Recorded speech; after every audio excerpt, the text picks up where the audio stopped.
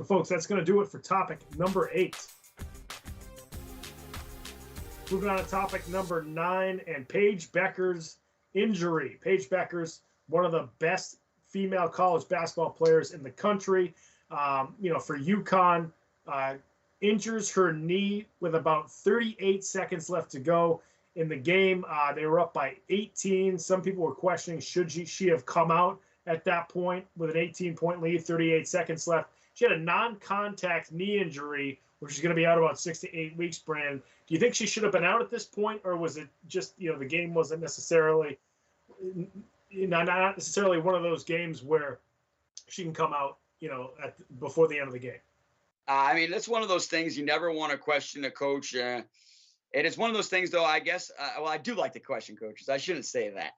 But I think this is one of those moments where you can't put it on the coach. Like, it's one of those freak injuries, a non-contact injury, which means it was probably going to happen whether it was in practice or the next game, too, because that knee had just been weakened over time.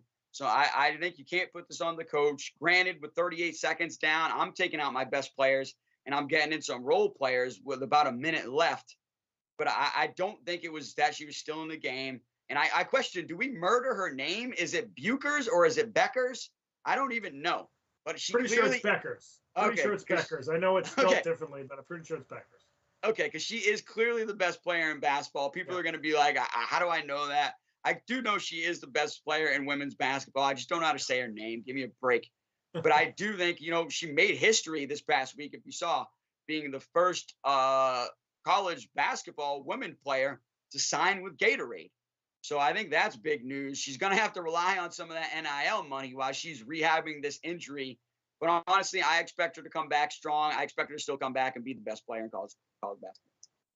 Yeah, we almost we talked about Tua Tagovailoa before, and we almost had this sort of situation with Alabama where they were up by a lot. Tua was left in by Coach Saban. It was the end of the second quarter, and people were questioning if Saban should have taken out Tua before he dislocated his hip. With that situation, it was like, it's the second quarter. Like, I know it's not, the game isn't in doubt at that point, but it's the second quarter. With this game too, the thing that's changed about basketball is teams can come back quickly with this 3-point shot because everybody takes threes now. So in 4 possessions, you can make up a 12-point deficit. So, she probably should have come out maybe with 38 seconds left, but you're not thinking that as a coach when, it's not like they were up by 30. Or 35, they're up by 18, and they might have just gone on a run to just kind of seal it. So it's one of those things where, I'm not going to blame Gino Auriemma for this. Like you said, non-contact injury. She could have done this walking back to the locker room. She could have done this in the practice facility. There's been debate as to whether or not she should be getting more rest. She plays a ton of minutes, and maybe that'll be adjusted, especially when she comes back from the injury. I'm sure she won't play quite as much. Supposedly, she should be back for the conference tournament, if not sooner. So they will have her back for those important games. We'll see how healthy she is.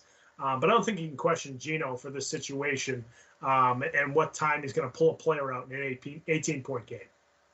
Yeah, no, basketball is a game of runs. They could have made a quick run and got right back in the game. And remember, UConn's been one of the best teams traditionally because they finish games. So that's what I think they were just doing the same thing. Finish the game, get the win, and let's move on. Kind of like we're doing tonight. Let's move on to topic number 10.